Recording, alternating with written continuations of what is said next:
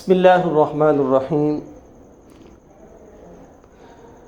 Social media کے اوپر ایک شخص جس کا تعارف مرزا محمد علی انجینئر صاحب،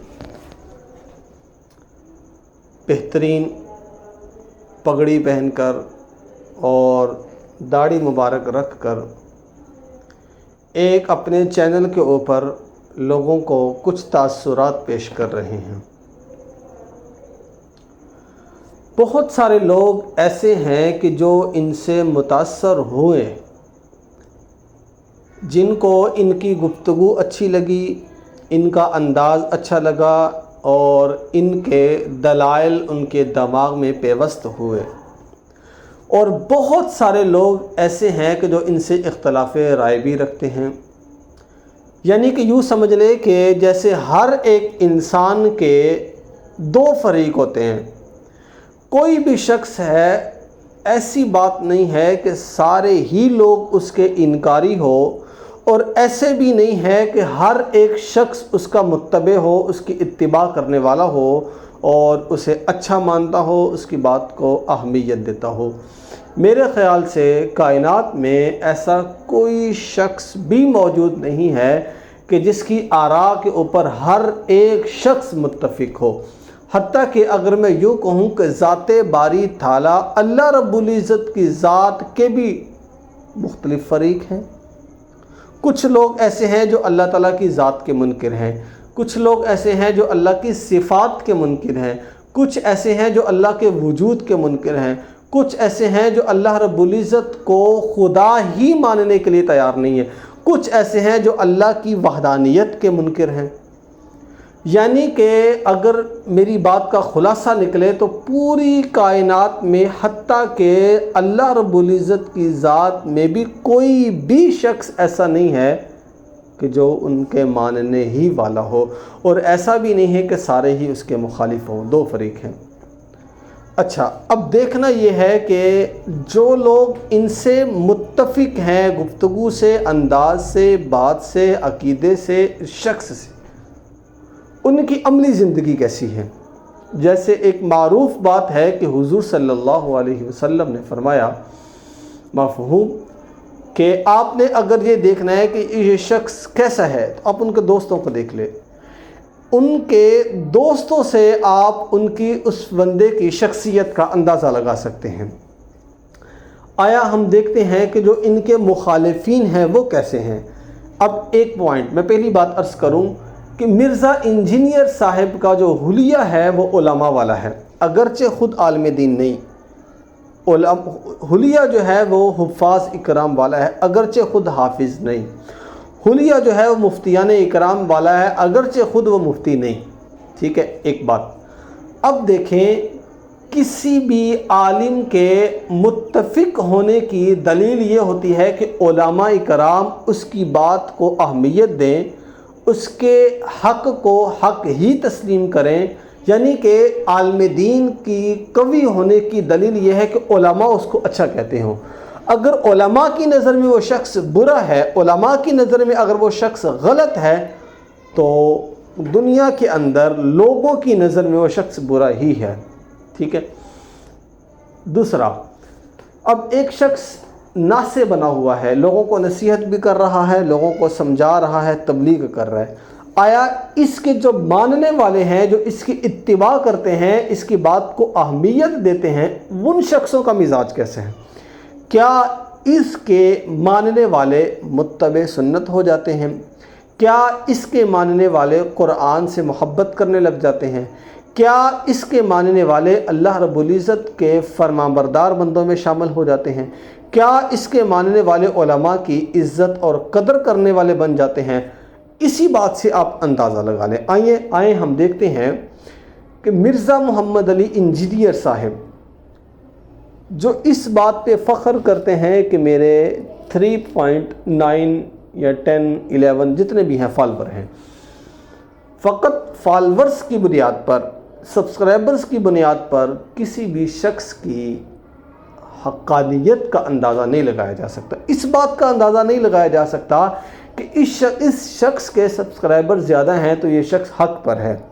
ٹھیک ہے، اس بات کا سے اندازہ نہیں لگایا جا سکتا کہ اس بندے کی بات کو زیادہ لوگ سنتے ہیں تو یہ حق کے اوپر ہے، نہ۔ کسی بھی انسان کی حقیقت حال سے واقفیت کا اندازہ اس کے کردار سے لگایا جاتا ہے، اس کی باتوں سے، اس کے ماننے والوں کے انداز سے لگایا جا سکتا ہے کہ اس کے ماننے والے کیسے ہیں۔ اب میں آپ کو بتاتا ہوں، مرزا محمد علی انجینئر جو شخص ہے، جتنے بھی لوگ اس کے ماننے والے ہیں، وہ شخص علماء کے نافرمان، اللہ رب العزت کی ذات کے منکر بھی ہیں بہت سارے ان میں سے، وہ شخص والدین کے نافرمان، وہ شخص اتنے بد زبان کہ آپ یوں اندازہ لگائیں کہ اگر ایک شخص منبر پر بیٹھ کر بیان کر رہا ہے تو یہ مجمع میں دور سے کھڑے ہو کر اس کی بات کو ٹوک دیں گے، بے ادبی کریں گے اور اس کے اوپر الزام تراشی کریں گے، حتیٰ کہ بہت ساری بکواسات بھی کرنی شروع کر دیں گے۔ ایک بات۔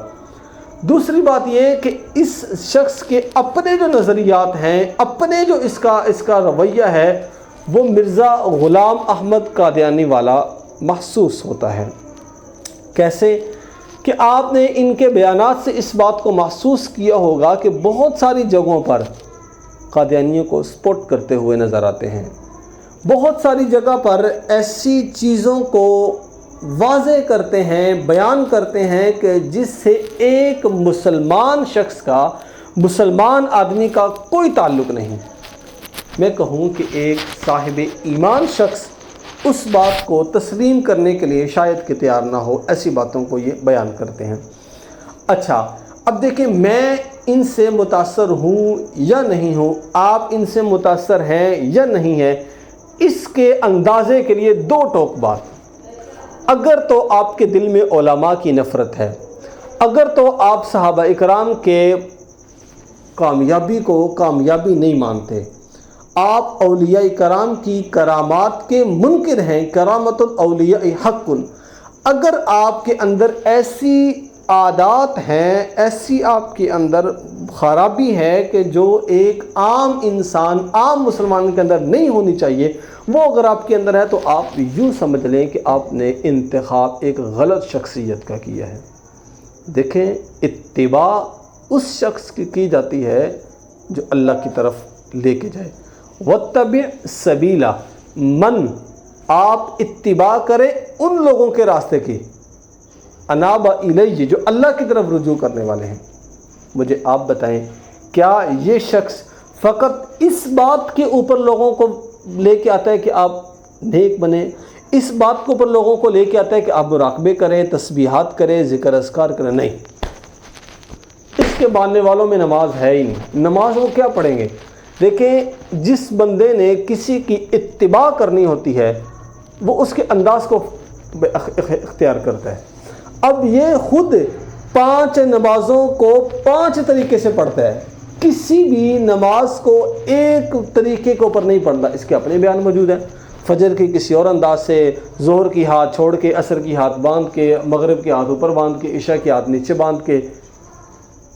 کون سی اس کی عادت کو اس کے ماننے والے اپنائیں گے؟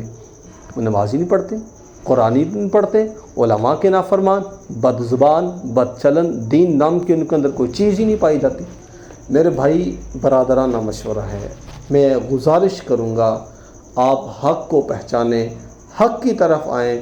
خدا کی قسم اٹھا کر کہتا ہوں، اگر یہ کسی جید عالم کے سامنے بیٹھ جائے، کسی عام عالم دین کے سامنے بھی بیٹھ جائے، تو دودھ کا دودھ اور پانی کا پانی ہو جائے گا۔ کیوں نہیں بیٹھتا؟ آپ کو نہیں پتہ مفتی طارق مسعود صاحب آئے تھے؟ آپ کو نہیں پتہ مفتی حنیف قریشی صاحب آئے تھے؟ آپ ان کو نہیں جانتے؟ آپ کو نہیں پتہ کہ یہ چھپ کے باہر ہی نہیں نکلا؟ کون سا شخص ہے مجھے بتائیں؟ اس کے علاوہ بقیہ بھی تو علماء ہیں۔ یہ اپنے باتوں میں ڈاکٹر ذاکر نائک صاحب کی باتیں کرتا ہے، کیا وہ ایک منچ کے اوپر کھڑے ہو کے، ایک اسٹیج پہ کھڑے ہو کے لوگوں سے گفتگو نہیں کرتے؟ کیا ہر قسم کا شخص ان کے سامنے نہیں آتا؟ او بھائی، اگر یہ دین کا داعی ہے، اگر یہ تبلیغ کرتا ہے، اگر یہ لوگوں کو نصیحت کرتا ہے تو اسٹیج پہ کیوں نہیں جاتا؟ کسی کے بلانے پہ وہاں کیوں نہیں جاتا؟ کسی اسٹیج پہ بیٹھ کے گفتگو کیوں نہیں کرتا؟ اس کا مقصد لوگوں کو جوڑنا نہیں ہے، اس کا مقصد لوگوں کو توڑنا ہے، لوگوں کے اندر نفرتیں پیدا کرنا ہے۔ لوگوں کو عزتوں کو مجروح کرنا ہے، اور اس کے لیے اسے بند کمرے میں ہی بیٹھنا مجبوری ہے۔ اگر یہ باہر نکلے گا اس کا تو پردہ فاش ہو جائے گا۔